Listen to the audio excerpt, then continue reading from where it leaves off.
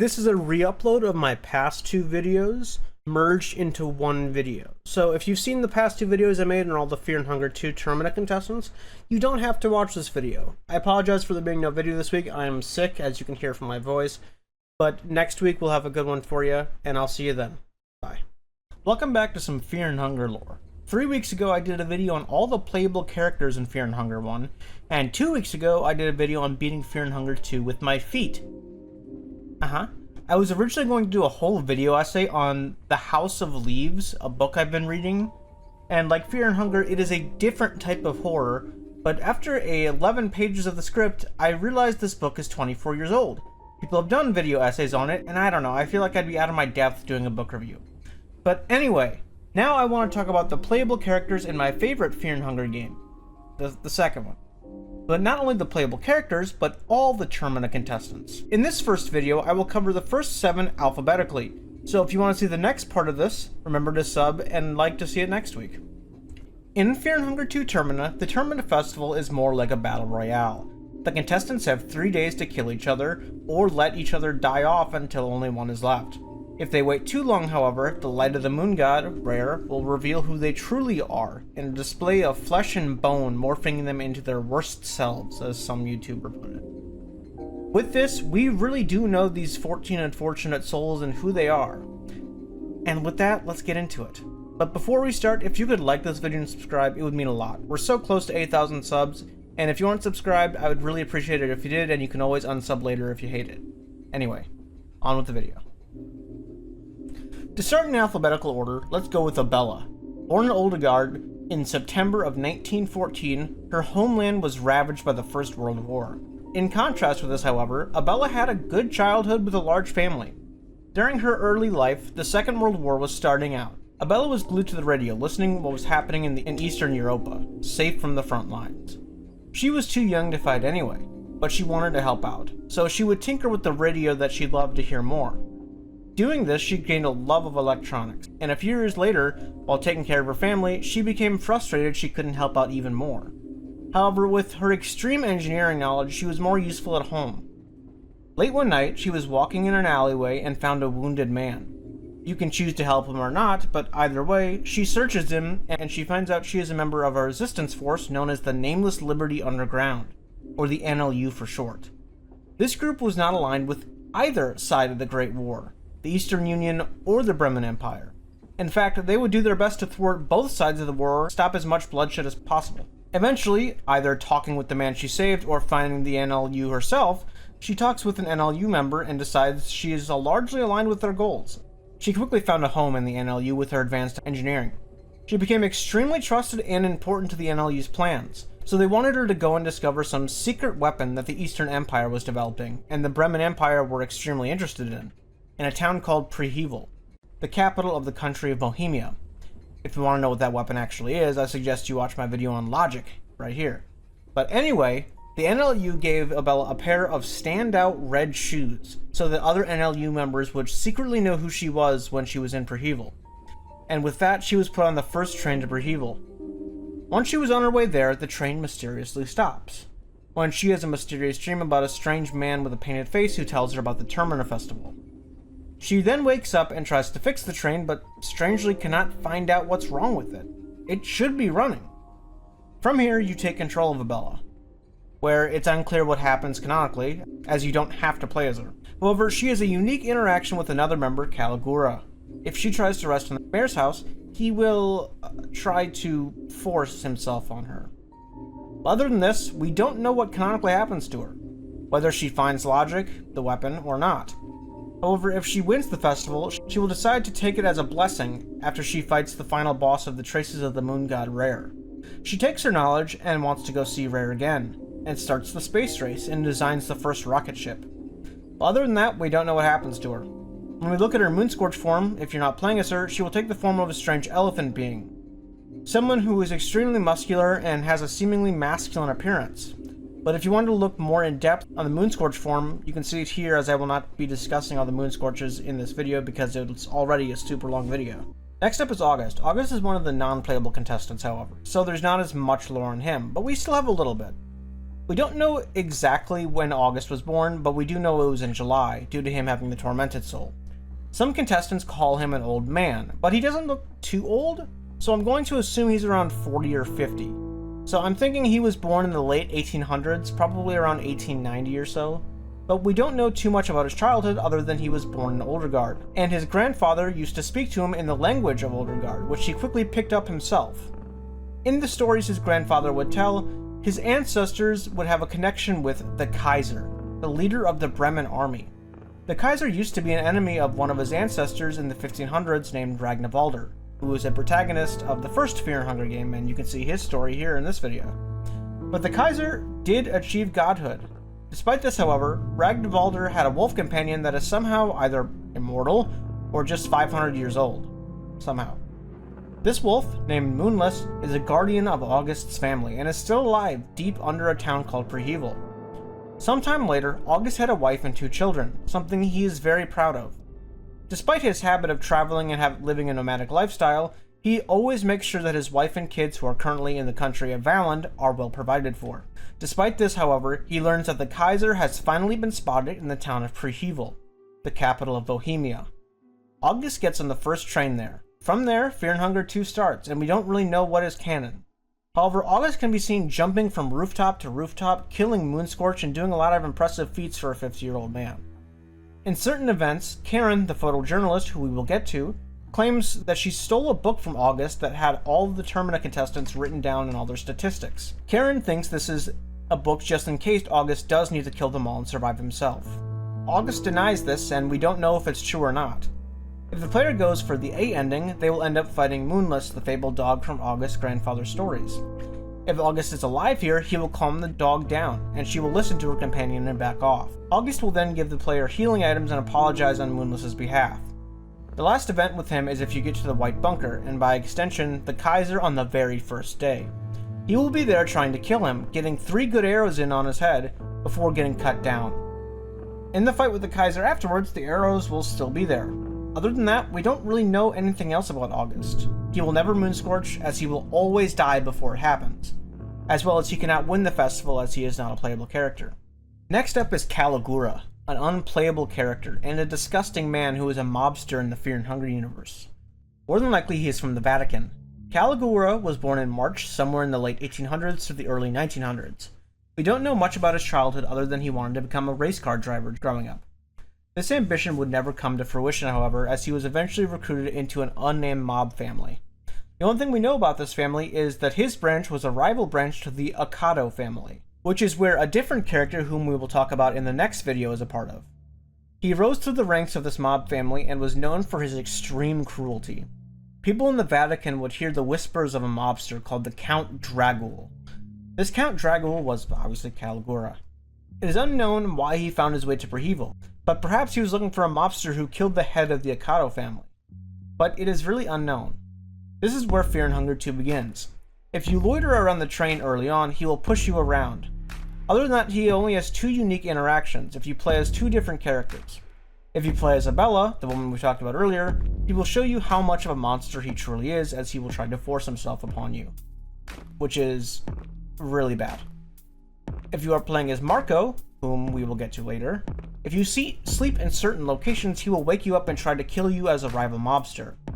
He is strangely one of the couple Termina contestants that is just trying to win the festival. He just goes around killing people.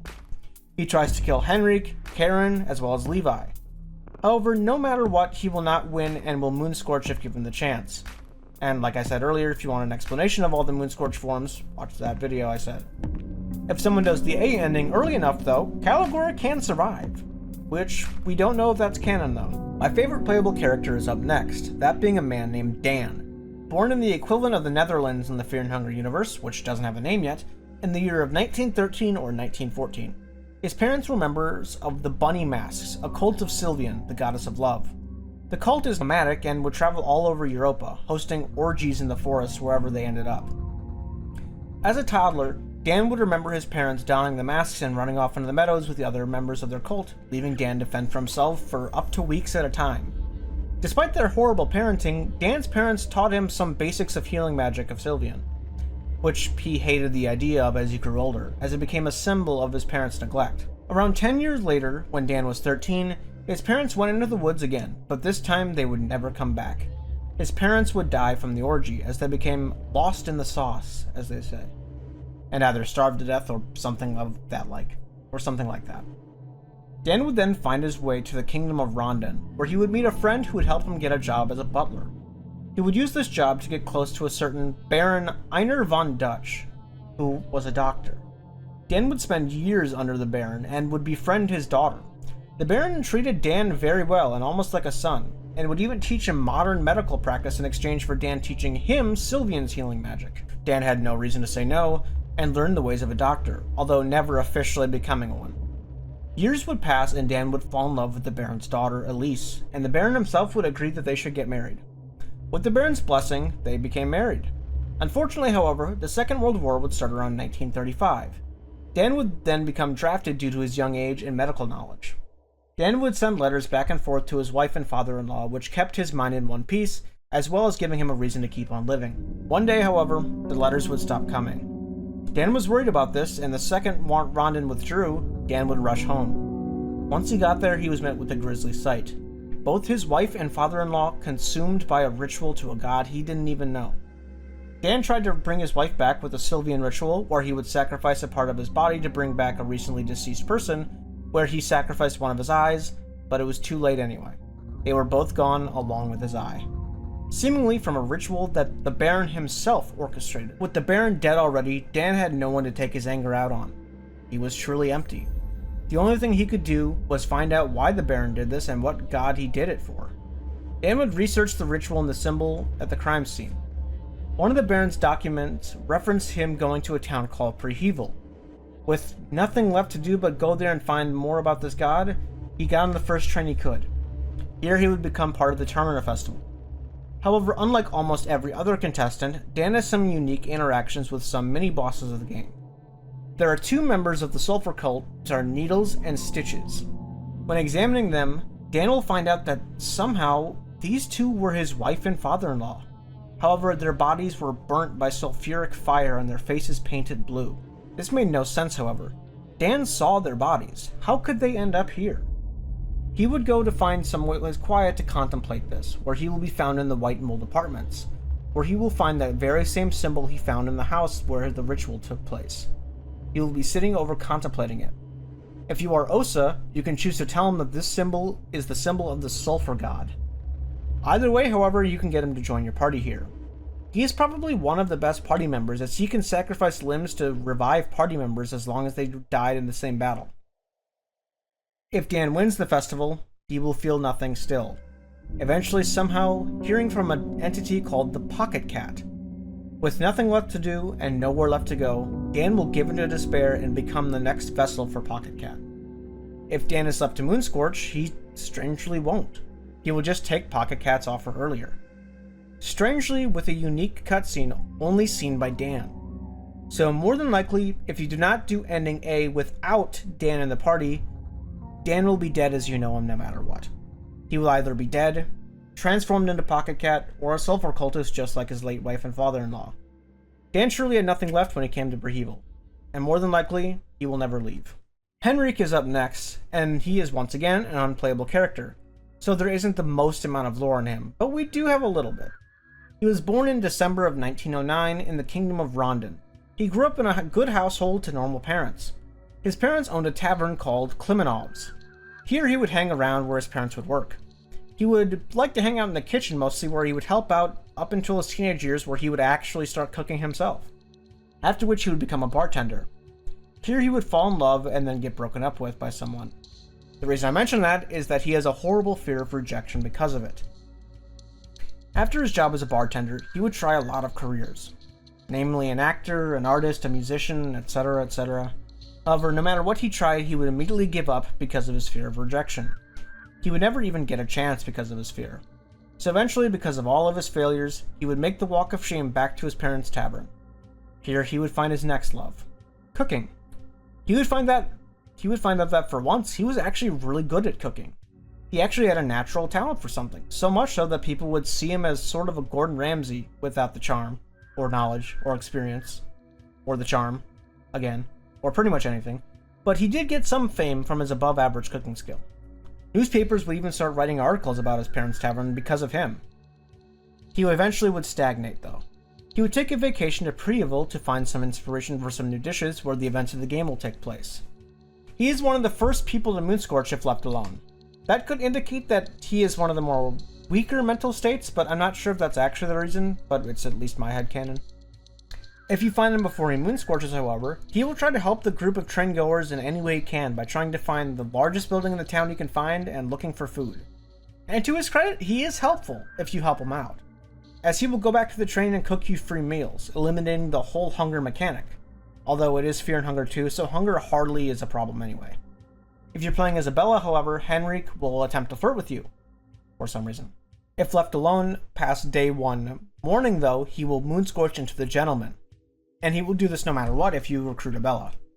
Also, if you wait long enough after you saved him, he will start being scared about the festival and poison the entire food supply, killing people who eat it. But he will die before ever winning the festival, because he is not a playable character. He can, however, survive if the player completes the A ending before he dies in Moonscorches. However, because of us not knowing either canon outcome, we really don't know what happens to him. Karen Sawyer is our penultimate character we are discussing in this video, and also my least favorite playable character. Karen was born in February of 1916 in the Bremen Empire. She was the youngest of a bunch of children of some high-ranking aristocracy of the Bremen Empire. Karen was a mischievous child, and her nanny and older brothers would have to keep her out of trouble. Because of her mostly absent parents, Karen became close with her nanny, Dahlia. Eventually, there was a huge amount of unrest in the Bremen Empire due to an uprising. Dahlia told Karen that her parents became a huge target. Despite them not being around, Dahlia told Karen that her parents did still love her, and concerned with her safety, Karen's parents asked Dahlia, the nanny, to take Karen and run, making Dahlia effectively her adoptive mother. Karen, however, was convinced that Dahlia actually kidnapped her. Dahlia took Karen to Jedediah, the capital of the Eastern Sanctuaries. Going here was really strange for Karen, as she saw poverty firsthand for the first ever time. Remember, Karen was part of the aristocracy in the Bremen Empire, so upon seeing, poor people, it was weird for her. In Jedediah, despite seeing the, poor people, they lived in a pretty decent place. Karen believed that the only reason for this was because Dahlia was getting payments from her parents as ransom. Dahlia told her that her parents were giving her the money to keep her safe, however. Years passed, and Karen began to trust Dahlia finally, and became involved with the Eastern Sanctuary's local politics, where she would eventually field for the poor and participate in several civil rights protests, where she was once particularly noticed and was knocked out in a riot. She woke up in a hospital and was told that, just like she used to think, she was kidnapped by Dahlia. She was then sent back to the Bremen Empire, where her mother and new stepfather were, as her real father was killed in the uprising in the Bremen Empire. Because of being lied to by Dahlia this whole time, Karen started to love discovering the truth of all things and showing it to everyone. She became a journalist, specifically a photojournalist. As she dug around, she started to suspect the new leader of the Bremen Empire, the Kaiser, was in fact responsible for her real father's death. So she dug deeper, discovering a strange group of individuals known as the New Gods. Though, despite finding this out, it seemed that the Kaiser was not in fact part of this group. However, the more she dug, the more it seemed that the New Gods were behind both world wars happening. Around this time, a ceasefire happened between the Bremen Empire and the Eastern Sanctuaries. This was strange, but Karen dug into the ceasefire and found out that there was something both parties did not want destroyed, in a town that was about to become a battleground, and that is why the truce happened. Karen, finding this strange, hopped onto the first train to the town Preeville, where the game starts, where she is immediately distrustful of everyone on the train, especially Dan. She believes that all the weird things happening are because of the Bremen Empire doing some experimental weapons testing on them. But as Dan says, that's ridiculous. She can be found in several places throughout the game, taking pictures and skulking around. She can be recruited outside a derelict news station. Near the end of the festival, if she hasn't died or been recruited, she will be in a state of delirium on the third day. She will be saying that people see photojournalists as vultures, profiting off the war and all the dead children. But she sees them as Valkyries, honoring the dead and carrying all their wishes on her back. It is unknown what happens to Karen, but if she wins the festival, she will show off her pictures and convince the world of what happened in Preeville. Even if no one believes her, she keeps herself sane by trying to convince others of the real truth behind the new gods and the Kaiser. Finally, for the last person of this video, we have Levi, probably the most tragic character in the game. Levi was born in Prehevel itself, in May of 1924. The poor boy grew up in a rough household. His mother was constantly beat by his father, who was an extremely aggressive drunk. Despite his bad home life, however, a few moments of happiness would shine through. One of which was where Levi would slightly pick up piano by watching his mom play. He expresses wanting to fully learn to play the piano during later events of the game. But one bad night in particular, he heard his father begin to beat his mother from his room. He heard his mother run to him, where Levi can either stand up to his father or pray. Either way, his mother will end up dying because of this beating. As Levi was only a child, he couldn't stand up to his father even if he tried. Although, to break the lore talk real quickly, if you are playing as Levi, it is probably a good idea to try to stand up to him, as this is one of the only ways to have more than 100 HP in either game. Either way though, his mother will die from this beating, leaving Levi in the care of his abusive alcoholic father. Eventually though, his father was not able to take care of him for one reason or another, and he was sent to an orphanage. St. Father Domek's orphanage at that, which was notorious even for orphanages as a really bad place. Staff would mistreat and sexually assault all the kids, as well as chain them up and maybe even sacrifice them to the gods. When he turned 13, he was recruited as a child soldier into the Second World War on the side of the Eastern Sanctuaries. Despite being so young, Levi was a natural soldier, as he was unusually resilient, and not only that, he excelled in marksmanship, being able to compete and even outclass certain adults. Despite this, however, or perhaps because of it, he was assigned a squad of child soldiers to command on his own. Levi, because of this, would grow nihilistic and fester to hatred towards the world that they lived in, as he would constantly see child soldiers under him die in increasingly brutal ways. Despite all the death around him, however, Levi continued to get lucky and live. Not surprisingly, however, he would become addicted to heroin. Eventually, not even this could help him cope, so he deserted. With nowhere to go, he went back to his hometown Prehevel. Going by train, he would find himself in the perversion of his own hometown. If left alone, he will be having panic attacks and withdrawals all alone or getting assaulted by Calora. What a nice guy Calora is. He will transform into the Weeping Scope during late day 2. Which to me is kind of surprising, as he doesn't seem in the greatest mental state. I feel like if I were in that situation, I would be moon scorching the second I step off that train. I feel like I would act similarly, if not worse, than Levi does. If he wins the festival, however, he will leave and do what he does best, tries to forget about the pain. He will travel from city to city until his nightmares more than likely catch up to him. But he gets a badass motorcycle, so that's something. But it is implied he doesn't last long, even if he is the winner. Some cool fun facts about Levi, however: his name originally was Soldier Number 11. He wasn't supposed to have a name originally. He was supposed to just be a nameless soldier, and he was going to forget his name entirely. But due to Stranger Things being out during the game's development cycle, the game developer, Miro Havernine, scrapped that name, and just named him Levi. And Levi is the only character I really hope lives through Termina, as he is a really tragic character. Next up, we have the man, the myth, the legend, Marco. Born in January of 1911, he was born in the Fear and Hunger equivalent of Sicily. You might ask how we know that, and it is kind of headcanon, but we do know that he was born near the Vatican at least. And in Fear and Hunger 2, there is a quote that he can say, and he will say, "In my home country, we'd have a saying for places like this. Uni pesi scampi us signori." Which I'm not Italian, so that probably sounded like shit, but it is a very common saying in Sicily, according to the wiki at least. So we know he's Italian, and most likely he's specifically Sicilian. But he mentions he had a good home life one minute, and then the next thing he could remember, his parents were dead, and he and his sister, who isn't named, were on their own on the streets.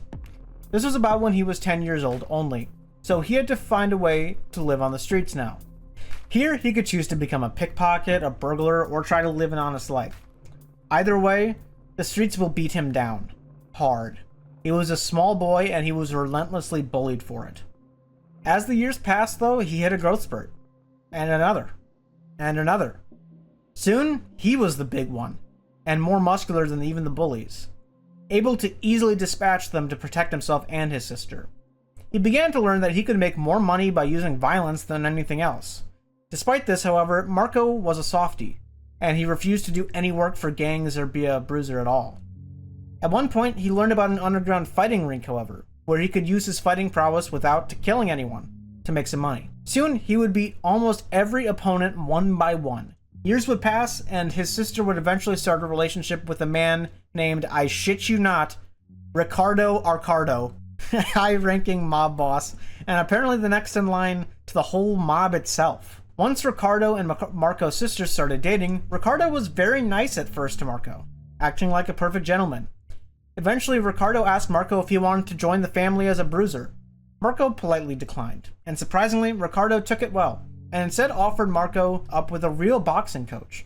One that could not only make him famous, but get him tons of money and increase his fighting skills to the next level. Marco, although hesitant at first, eventually agreed after his sister told him that he should go for it. Marco would eventually meet his trainer, and his trainer trained him in whatever way Marco wanted. Marco, won over by this act of good faith, thought that maybe Ricardo was actually not that bad of a guy after all. He would spend more and more time with his new friend, though without realizing it, he was getting absorbed into the mob itself. After a while, Ricardo told Marco something that he needed done. He needed Marco to kill his next opponent in the ring, as he was a rival mobster. Marco, of course, refused. Ricardo then told him that he had set him up with all these trainers and fights, and Marco needed to listen to him. Marco once again refused. Ricardo then tried a different tactic. He threatened his sister's life. Marco now had no choice but to accept, and so he did just that. He couldn't put his sister's life in danger, so he did the only thing he could. He killed his opponent. After this, Ricardo continued to get Marco to do jobs for him. Every single time, he made sure to leverage his sister's safety. Every time, Marco had no choice but to accept. Before he knew it, he was an enforcer for the Ricardo family. Eventually, Marco had enough, though. Day after day, it ate at him until he finally snapped. No matter what, he had to kill Ricardo. So Marco went to go see him one day. And even surrounded with his other enforcers, Marco managed to get one good clean hit in against him, killing him instantly. He did it so fast that no enforcer could even touch him. Now that Ricardo was dead, Marco just had to leave. He managed to do that with only a few nicks and cuts. Now he had a different problem though. The law and the mob were both after him. So he decided to flee the country. Right before he could, however, he got a call from his sister. She had been in the country of Valland in Ricardo's summer home. Marco told her to stay put, and he would get on the first train there.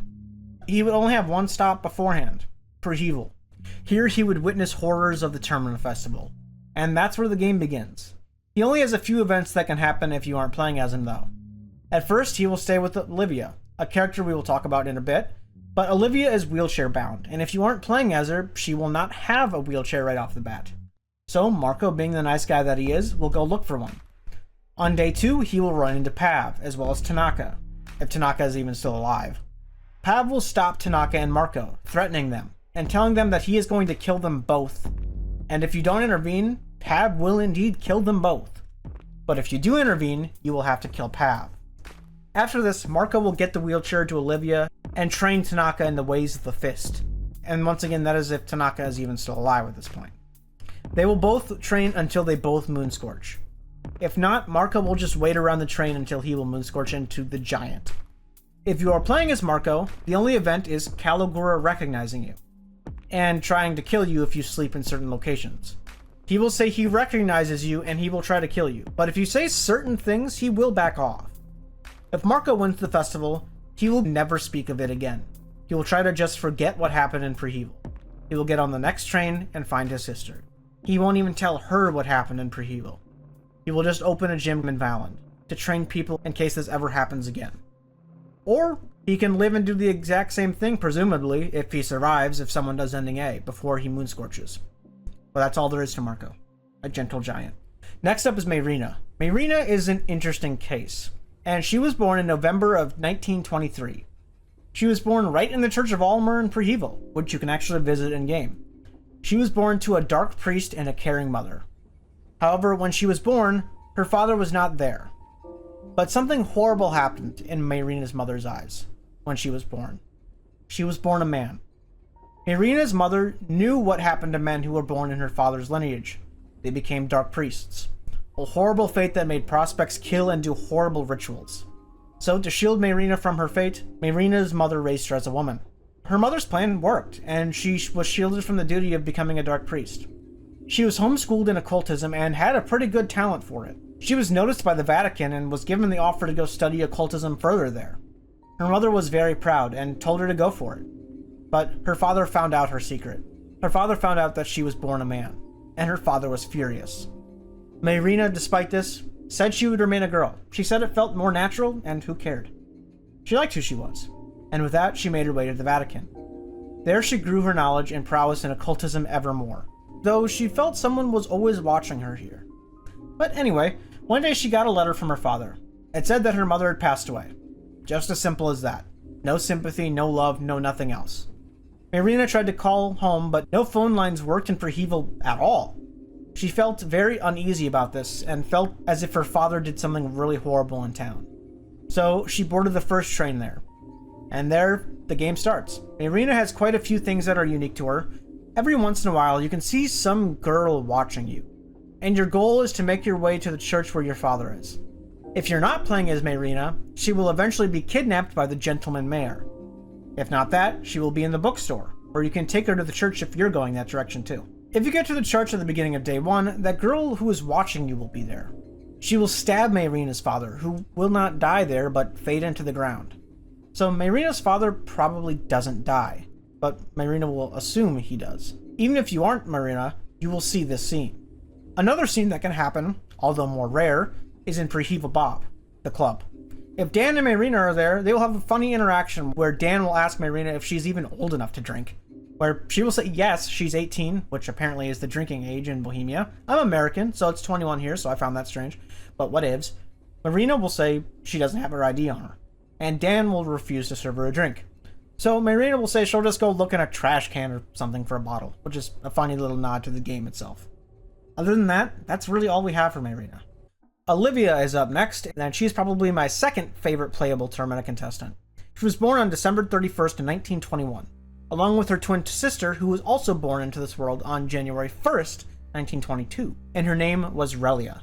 They were born in the Bremen Empire. In their early life, Olivia and her twin sister were very close, despite being polar opposites.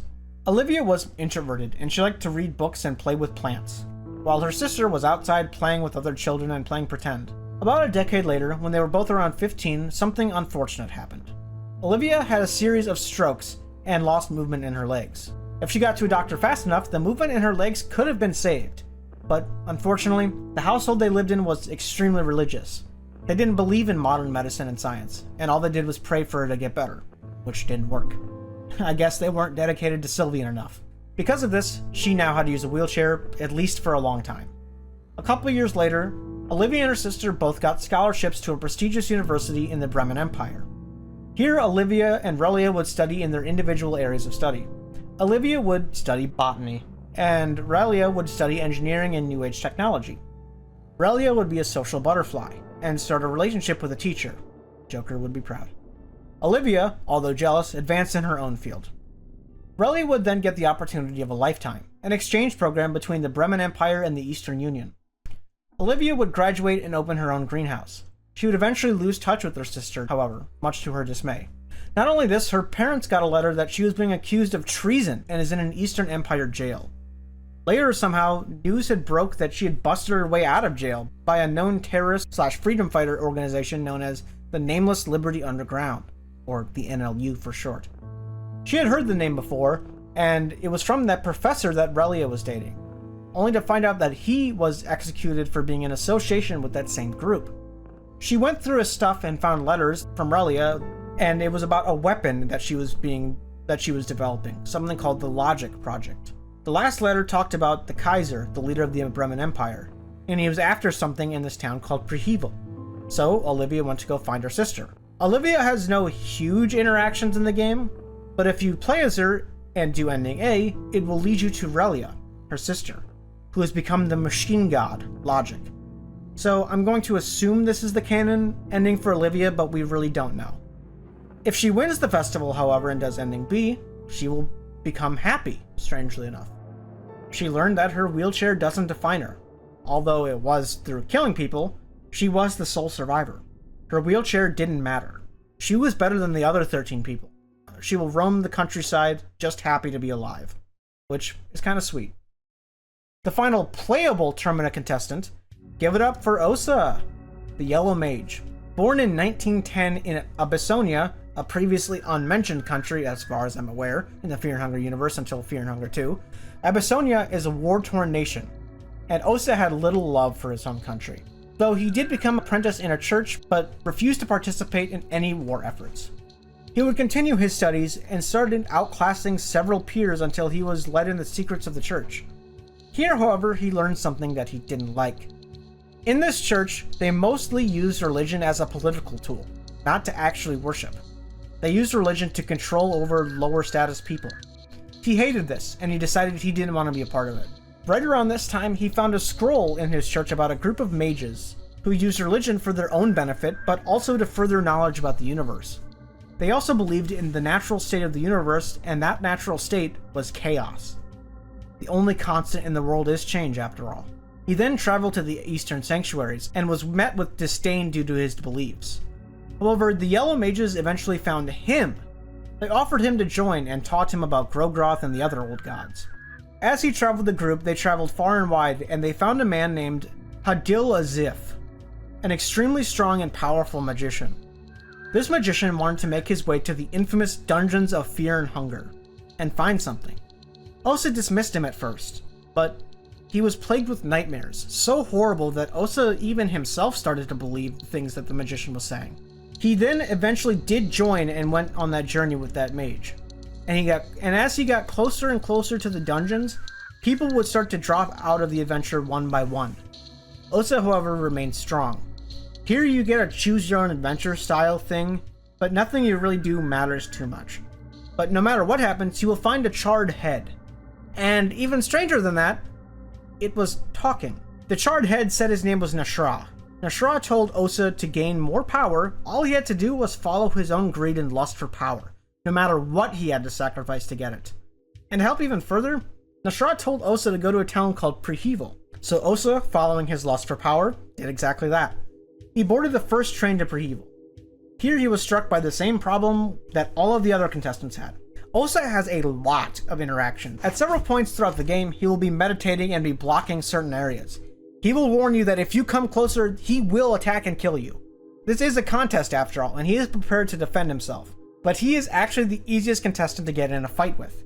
He will also cannot be recruited unless some very certain actions have been done. The only way you can is if you make your way all the way to the bunker in the woods. There he will be shot by an arrow, probably by August, and be weakened. He won't ever let you join your party unless he is in this weakened state. Here's your chance. The only other two interactions are when you're in the Church of Alll-Merr and check out the confessional. He will pretend to be a priest and ask you to perform a confession. You can do whatever you want in here, and you can gain Alll-Merr affinity by doing it. And he will come out and laugh. He's making a joke. He's not a priest of Alll-Merr. He'll find it funny and walk off. The only other event is if you are playing as him. Remember how we talked about Dan last time? How he will be in the White Mold apartments looking at a symbol that the Baron used to sacrifice his wife? Well, here, if you're Osa, you can tell Dan that this symbol is for the Sulfur God. And if you want to learn about him, I did a whole video about him very early in this whole Fear and Hunger craze. You can watch it here. But other than that, the last one that can happen is if you are Osa and do the A ending. When you fight the Kaiser, the head will speak up and call Kaiser a bastard baby. And then he will say that Osa has a big penis. For some reason. This is the reason Nashra wanted to go to Prehevel. He wanted to kill the Kaiser, but once you beat him, he will just fade away, not die. And after this, the only thing to be done is be absorbed by logic, making Osa effectively die, or at least lose all sense of self. Whatever happens to Nashra is unknown. But if Osa wins the festival, he will throw Nashra in a lake. He will open his own church, and it will gain fame and fortune from around the world. But other than that, that's all the playable contestants of Fear and Hunger 2 Termina. But we do have 3 more unplayable contestants to go in this video. So let's get into those. My favorite non-playable contestant is now here with Pav. Pav was born on December 21st, probably in the 1910s or early 1920s. He was born in a place called the Veronian Republic. And probably had a somewhat decent childhood at least, I would assume. Because when his hometown and country were destroyed, he vowed revenge on those responsible. And who was responsible other than the Kaiser himself? But killing the Kaiser of the world's superpower that is the Bremen Empire would not be easy. It's likely that he would never even get a chance to even see the Kaiser, let alone kill him. So Pav thought of a devious yet pretty genius plan. You see, Pav's whole reason for living at this point was to get revenge. It didn't matter what he did or who he had to kill to get it. He would do it no matter what. He would kill the Kaiser. So his plan was to join the Kaiser. He would become a part of the Bremen Empire. Here he would gain the Kaiser's trust by being the perfect Bremen soldier. If he was brutal enough and perfect enough, maybe, just maybe, he could meet the Kaiser and have his chance to kill him. So Pav did exactly that. By being especially cruel and brutal, Pav rose through the Bremen army's ranks. Here he would become a lieutenant. Once he was high enough rank, he heard some information that the Kaiser would be going to Prehevel to find something he's been searching for. And with minimal security with him at that. Seeing this as his opportunity, Pav hopped on the train by himself to go there too. From here the game starts. Pav is a little different from everybody else, however, at the beginning of the journey. Once the train has stopped, Pav just leaves. You don't even get to see him. He doesn't need the train to get any closer anyway. He will leave before anyone else. Cameron will be the only one to even see him leave. From here, he will look around for the Kaiser. He has a couple events in the main game. If you find Abella and go with her to find one of the keys of the city, he will meet you after you leave the bunker, saying he's proud of you, and you should find another key that'll help you both get into the city, seemingly being helpful. He will also flirt with Abella if you are Abella, until he jokingly says he'll kill you later. With a smile, he'll leave. The next time you can see him is during day 2, where he will be pointing a gun at Marco and Tanaka, where unless you intervene, he will kill them both. I find this sort of strange, however, because I don't see why he would do this. His whole goal is to kill the Kaiser, so why would he kill the others? I feel like he wouldn't even care if he won the festival or not, as long as he got his revenge. But maybe I'm giving him too much credit, and he actually is just willing to kill everyone and live. The last time you can see him is either on day 1 or day 2 night. He will actually find the Kaiser right under the hollow tower, where he will challenge him and be cut down without a second thought. Pav will survive though, but just barely. You can take him back to the train and he will survive until day 3 night, or he will pass away due to his injuries not being treated. So no matter what, Pav cannot survive or Moonscorch. That is, unless you get to the A ending before day 2 night, in which case he can, but without his revenge coming to pass. Samir is our next one, and she is weird. She reminds me of Toko from Danganronpa. Samir was born in January, somewhere in either 1923 or 1924, seeing as she is a similar age to Marina. We don't know much about her early life, but she went to the same school as Marina in the Vatican. However, unlike Marina, she was born with a special gift. She was especially gifted in occultism. Not through hard work, however, but through sheer talent. Because of this, she was put in something called the Ninth Circle, a sect of the school that Marina went to.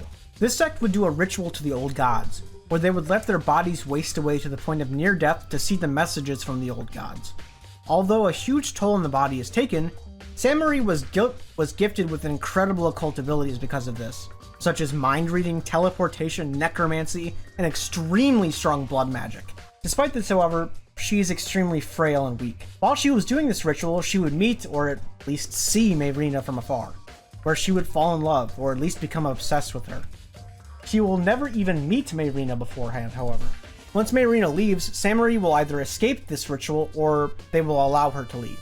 She will follow Marina to Prehevel, and will wait just out of sight so no one can ever see her. She will find her way to Marina's father's church, though, where she will kill him because she knows that there is tension between Marina and him. Samir did her research on Marina, almost to a point of being scary. Samir will make sure that the only connection that Marina has in this world is Samir. If you find her there, you can watch her quote-unquote kill Marina's father. If you find her on day 1 morning, you can convince her to come back to the train and rest. If you are Marina, you have some extra dialogue in addition to this, with Marina saying that she has legit never seen Samir and does not know who she is. Samir will Moonscorch at any other time other than day 1 morning, where she will become Dysmorphia. With this, we can kind of infer that she might have a problem with how she looks or her body, because of the term dysmorphia, but we really don't know much else about her. She is one of the more secretive ones, but I do like her. She's interesting. And our last Termina contestant is now Tanaka. Tanaka probably has the least lore on him, but he has a decent amount of in-game events. All we really know about his past is that he is a businessman from a country called Edo. He was born in August in probably the early 1900s. He is a businessman who took over his father's business. He didn't want to, probably, as his father was way too hard on him. He traveled to Prehevel to capitalize on the war-torn nation. And well, as you can probably figure out, he found himself in a really bad situation. Tanaka has a tendency to die in a lot of ways. It takes a lot to keep him alive. He can die from the woodsman, needles, Pav, and other ways. If you keep him alive through all of that though, he will ask Marco to train him, where after day 2, he will be training with Marco. He will have a red headband on and everything. If he stays alive long enough, he will transform into Judgment. Other than that though, Tanaka doesn't have a lot of lore on him. Just yet, at least. But with that, we've covered all the Termina contestants. I really do appreciate it if you could like this video and subscribe, cause it helps me out a lot. But if you have any more lore suggestions for Fear and Hunger, let me know in the comments, and I might even do a video on them. As this entire lore group of videos about all the playable characters was suggested by a guy in the comments named CraigMachine8137. So I really do read every comment. Thank you all, I love you all, and I'll see you soon.